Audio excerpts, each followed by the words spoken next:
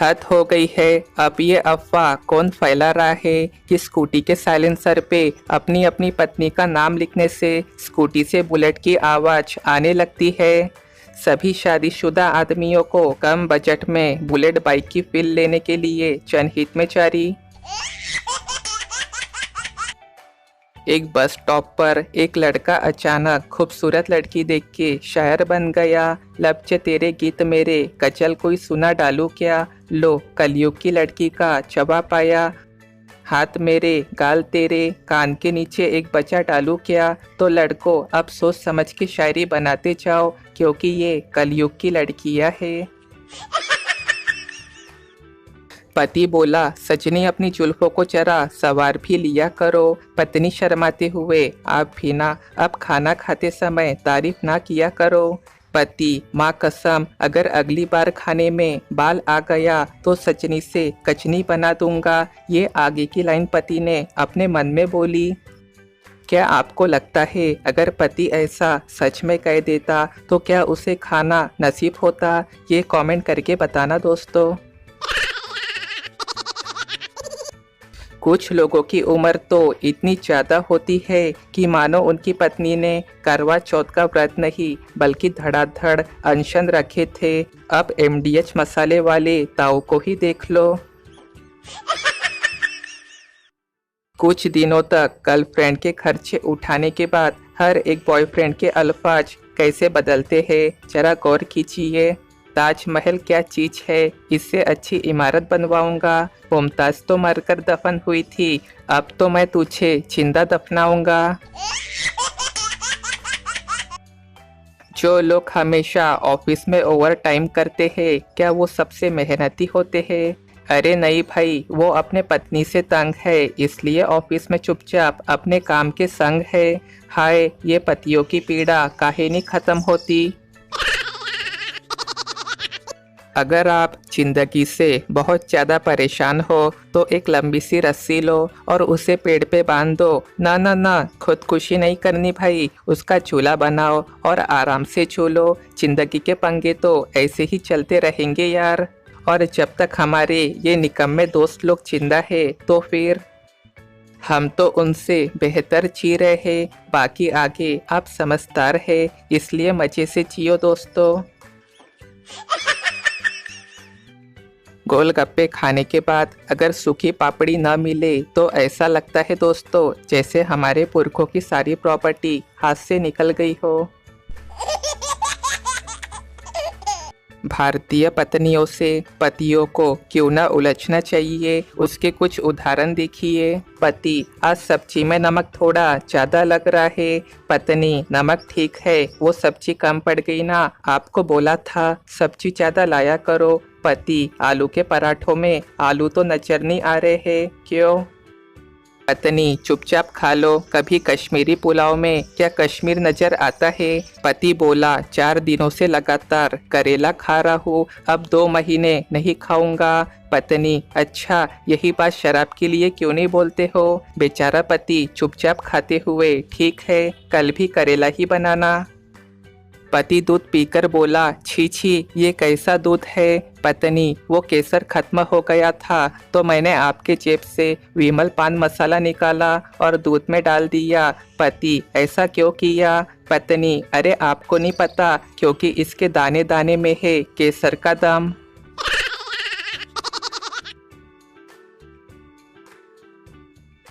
मैं प्रण लेता हूँ कि इस साल चाइना की बिजली की झालर या लड़ी नहीं खरीदूंगा क्योंकि पिछली साल की पड़ी हुई है और मैंने चेक कर लिया, सब ठीक है।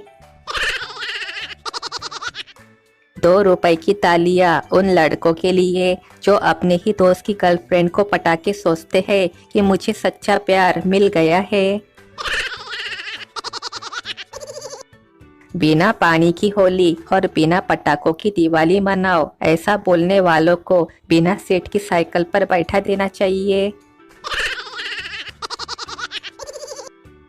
मुझे आज तक ये बात समझ में नहीं आई कि लड़कियों को रात में कौन सी मौसी का कॉल आ जाता है। शादी के बाद दुल्हन के विदाई का समय आ गया था। माहौल बहुत भावुक था। पिता ने अपनी दुल्हन बेटी के सर पे हाथ फेरा। दुल्हन ने अपने पिता के हाथ में कुछ सामान रखा। सब लोग आश्चर्य में आ गए। ये क्या, ये कैसा सामान? और बेटी पिता को कुछ देकर जा रही है। ये तो उल्टा रिवाज हो रहा है। पिता ने माहौल की गंभीरता को समझ लिया और उन्होंने सबके सामने अपने आंसू पोंछते हुए कहा, आप लोग चौंकिए मत, आज मैं बहुत खुश हूँ। आखिरकार आज मेरी बेटी मेरा क्रेडिट कार्ड और बैंक चेकबुक वापस लौटा रही है। सभी लोग जोर जोर से हंस पड़े, पर एक शख्स जो बिल्कुल खामोश खड़ा था वो था दूल्हा। बाकी समझदार को इशारा ही काफी है। एक प्यारा संदेश, जीवन में सुख प्राप्त करने के 4 रास्ते। सदा दिमाग ठंडा रखिए, सदा वक्त की कदर कीजिए, भविष्य के लिए बचत कीजिए और पाँव सदा जमीन पर रखिए। अब से सभी लोग अपनी अपनी तबीयत का विशेष ख्याल रखिए, क्योंकि अभी ऐसे ऐसे डॉक्टर आने वाले हैं जो ऑनलाइन क्लास से डिग्री लिए हुए हैं। मैंने भी एक बार इतिहास से छेड़छाड़ किया। क्लास 9वीं के एग्जाम में बाबर को खिलजी से लड़ा दिया। शर्मीले लोगों से एक बार दोस्ती हो जाए तो पता चलता है कि उनसे बड़ा बेशरम दुनिया में कोई नहीं है। चेहरा काला हो तो पाउडर, क्रीम, फेस फिल्टर लगाया जाता है और करतूतें काली हो तो फेसबुक प्रोफाइल लॉक लगाया जाता है। कितने भी मोटिवेशन वीडियो देख लो, लेकिन कामयाब होने की जो प्रेरणा रिश्तेदारों के तानों से मिलती है वो किसी और चीज से नहीं मिल सकती है। लड़की के लिए शादी के वक्त शॉपिंग इस तरह से की जाती है जैसे वो किसी ऐसे ग्रह पे जा रही हो जहाँ कुछ भी मौजूद ना हो। हद है। मौसम का आलम यह है कि पंखा भी चलाना है, कंबल भी ओढ़ना है, भीतर गर्मी लगती है, बाहर ठंड और मच्छर परेशान कर रहे हैं। कुल मिला के कोनो फिरकी ले रहा है। गुनगुने पानी में नमक हल्दी डाल के गरारे करने से छत पे कितने मकड़ी के जाले हैं पता चलता है। बाकी आजकल मोबाइल के जमाने में किसे फुर्सत है गर्दन ऊंची करके छत देखने की।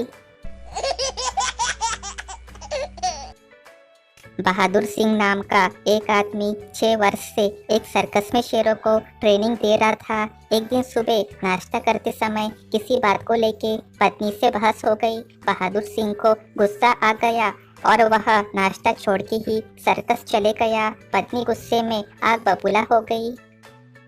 उसने भी पति को रोका नहीं। शाम को अचानक से जोरदार बारिश शुरू हो गई। बहादुर सिंह का गुस्सा अभी तक ठंडा नहीं हुआ था। उसने फैसला किया आज रात घर पे नहीं जाऊंगा, इसलिए वो शेर के साथ पिंजरे में ही लेट गया और कंबल तान के सो गया। रात ज्यादा बीत गई तो घर पे पत्नी को चिंता हुई। उसके मोबाइल पे कॉल किया, लेकिन उस समय बहादुर सिंह गहरी नींद सो रहा था। फोन की आवाज सुना ही नहीं उसने। पत्नी की परेशानी चरम सीमा पे पहुंच गई। उसने कार निकाली और खुद ड्राइव करके सर्कस जा पहुंची तो देखा बहादुर सिंह शेर के पिंजरे में खर्राटे ले रहा है। पत्नी ने पास पड़ी हुई छड़ी उठाई और शेर के पिंजरे के पास गई। उस छड़ी को अपने पति पे चुभोते हुए कहा, डरपोक कहीं के यहाँ छुपे बैठे हो, तुम्हें क्या लगता है ये शेर तुम्हें मुझसे बचा लेगा? बहादुर सिंह वही बेहोश हो गया। विवाह के कुछ समय बाद दुल्हन ही क्यों रोती है, दूल्हा क्यों नहीं? दूल्हा बेचारा शादी के बाद जीवन भर रोता है। फैक्ट्री का मालिक बोला, इस घड़ी को छोड़कर बाकी सभी चीजों का बीमा कर दो। बीमा एजेंट बोला, पर घड़ी क्यों नहीं? मालिक बोला, दफ्तर के क्लर्कों की आंखें हमेशा उसी पर लगी रहती है। साधु बोला, हे भगवान, तू मुझे दर्द दे, दुख दे, सारे संसार के गम दे, कष्ट दे, तकलीफ दे। चेला बोला, बाबा इतनी सारी डिमांड क्यों करते हो? बस एक बीवी मांग लो। गीता बोली, दुनिया में कैसे कैसे 420 लोग भरे पड़े हैं। रीता, क्यों, क्या हुआ? गीता बोली, आज सवेरे दूध वाला मुझे खोटी अठन्नी दे गया। रीता, कहाँ है वो अठन्नी? गीता, वो तो मैंने सब्जी वाले को देकर सब्जी खरीद ली।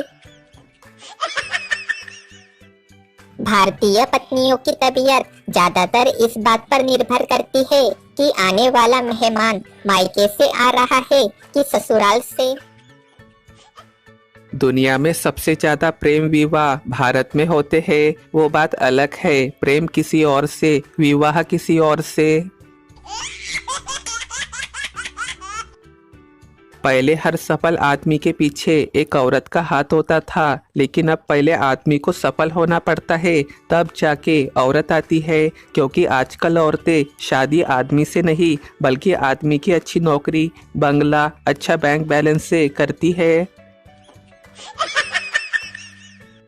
सेवानिवृत्त से पूर्व एक पति ने नियमानुसार अपने पत्नी के साथ बैंक में एक ज्वाइंट अकाउंट खुलवाया। ज्वाइंट अकाउंट में रिटायरमेंट के 50 लाख रुपए जमा हुए और नियमित पेंशन भी प्रारंभ हो गई। पति ने एक दिन अपनी पत्नी को ऑनलाइन बैंकिंग का सारा सिस्टम समझाया, साथ ही ओटीपी का महत्व भी बताया और बताया इस पर आधा हक तुम्हारा है जब तक मैं जिंदा हूँ। सख्त हिदायत भी दी कि किसी भी स्थिति में कभी भी किसी के साथ अपना ओटीपी शेयर ना करे। एक दिन वो पति अपना मोबाइल घर पर ही भूल के कहीं निकल गया। 3-4 घंटे बाद जब वो लौटा तो आते ही अपनी पत्नी से पूछा कि कोई कॉल तो नहीं आया था। पत्नी बोली, जी बैंक वालों का आया था। पति घबराते हुए, ओटीपी से संबंधित तो नहीं था। पत्नी गर्व से, अरे वाह, आप तो बड़े स्मार्ट हो। हाँ, ओटीपी ही पूछ रहे थे और कह रहे थे कि हमारे बैंकिंग स्टेटस को सिल्वर से हटा के डायमंड में डालना है, जो हमारे लिए बहुत फायदेमंद रहेगा। पति बोला, हे भगवान, कहीं तुमने उनको ओटीपी तो नहीं बता दिया।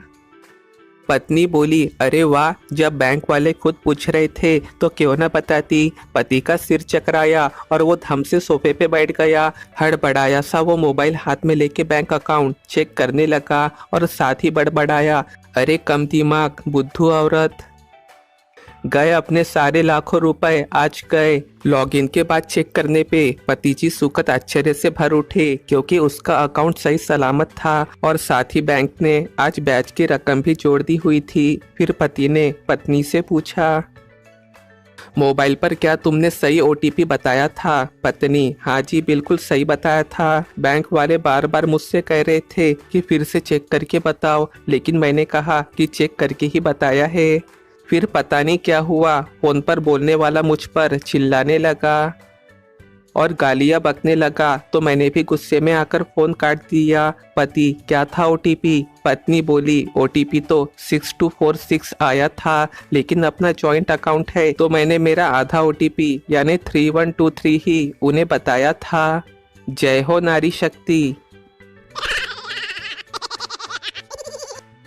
दोस्तों, इस चुटकुले में किसी का भी मजाक नहीं उड़ाया गया है, बल्कि चुटकुलों के माध्यम से अपना कोई भी ओटीपी किसी अन्य व्यक्ति के साथ शेयर ना करे और अपने बैंक को साइबर हैक से सुरक्षित रखने का संदेश दिया गया है। जिंदगी का एक कड़वा सच, वकील चाहता है कि हम किसी विवाद में पड़े, डॉक्टर चाहता है कि हम बीमार पड़े, पुलिस चाहती है कि हम कुछ अपराध करें, अध्यापक की नज़रों में हम पैदाइशी बेवकूफ़ है, कफन बनाने वाला चाहता है कि हम मर जाए, पर केवल एक चोर चाहता है कि हम सुख की नींद सोए और धनवान रहे। एक विवाह का निमंत्रण आया है, समझ ही नहीं आ रहा है कि बुलाया है या मना किया है। आपकी उपस्थिति ही उपहार है, कृपया उपहार ना लाए। मेरी तरह यहाँ कौन कौन ऐसा है जो विष की गोली खा के बीच बीच में पानी पीता है ताकि मस्त ठंडा ठंडा लगे। रात को जल्दी सो जाया करो दोस्तों, वो सिर्फ तुम्हें उल्लू बनाएंगी, दूल्हा नहीं जनहित में जारी। मेरे दोस्त की गर्लफ्रेंड बहुत खर्चा कराती थी उससे। फिर मैंने दोस्त को सलाह दी कि फ्रिज ले लो। अब उसकी गर्लफ्रेंड उस पे खर्चा करती है। रिश्ता वही, सोच नहीं। दोस्तों, सच सच बताना, साइकिल पर गेहूं पिसवाने कौन कौन गया है? मैं तो गया हूँ। आप गए होगे तो कमेंट करके बताएं। दुनिया के महान से महान साइंटिस्ट लोगों ने ब्लैक होल का रहस्य तो समझा दिया, मगर लड़कियों के पैर में ब्लैक धागे यानी काला धागा का रहस्य समझने में स्वयं भी वे नाकाम रह गए। क्या आपको पता है इसके पीछे का कारण? कृपया इसके साइंटिस्ट अपने सुझाव कमेंट करके बताएं। कोई व्यक्ति जब अपने बाल कटवा के गंजा हो जाए तो अमेरिका में wow you looking so cool, और हमारे भारत में बे कौन मर गया। एक पति अपनी पत्नी को डराने के लिए नकली छिपकली लेकर आया तो उसने देखा कि उसकी पत्नी जिंदा सांप पकड़ के बाहर फेंक रही थी। कलयुग की पत्नी से बच के रहना रे बाबा।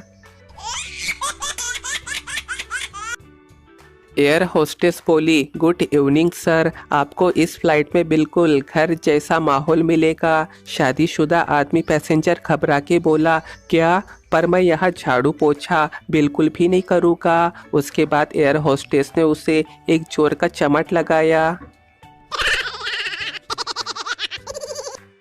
अमेरिका में रहकर पढ़ाई करने वाले सऊदी अरब के एक स्टूडेंट ने अपने अब्बा जान को मैसेज किया कि अमेरिका बहुत ही सुंदर देश है और इतने सुंदर यहाँ के लोग, लेकिन मुझे उस समय शर्म आती है जब मैं 30 तोले की सोने की चेन गले में डाल के अपने फरारी से कॉलेज जाता हूँ, जबकि सभी लोग ट्रेन से जाते हैं। आपका बेटा अहमद। दूसरे दिन उसे अब्बा का रिप्लाई मैसेज मिला, बेटा मैंने तुम्हारे अकाउंट में $20 मिलियन डाल दिए हैं, जाओ तुम भी ट्रेन ले लो। तुम्हारा बाप अल हबीबी अल हबीबी अल हबीबी। एक प्यारा संदेश, हिम्मत ना हार, ऊपर वाला संभाल लेगा। तुम शांत रहो, ऊपर वाला हर बात का जवाब देगा।